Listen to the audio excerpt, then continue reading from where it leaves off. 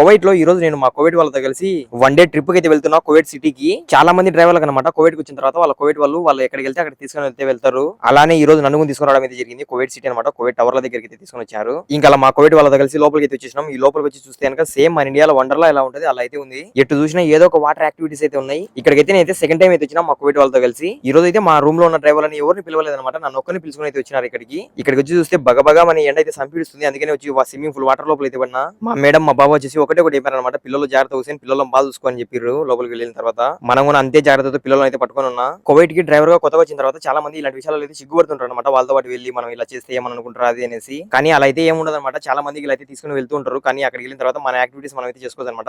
మనం బయటికి అలా తిరుగుతూ మనకు వాళ్ళతో పాటు నచ్చితే కనుక వాళ్ళ పిల్లలతో పాటు అక్కడే ఉండొచ్చు, లేదంటే ఇలా అలా బయటికి అయితే వచ్చేయచ్చు. నేనైతే మా మేడం మా బాబు వాళ్ళకి చెప్పేసి నేను సపరేట్ గా అయితే తిరుగుతున్నా. ఇవన్నీ నేను వచ్చేసి ఈ స్టంట్ అయితే సెకండ్ టైం అయితే చేసిన. పడిపోయింది అనుకోండి, అంత భయంకరంగా అయితే ఉంటుంది ఈ స్టంట్.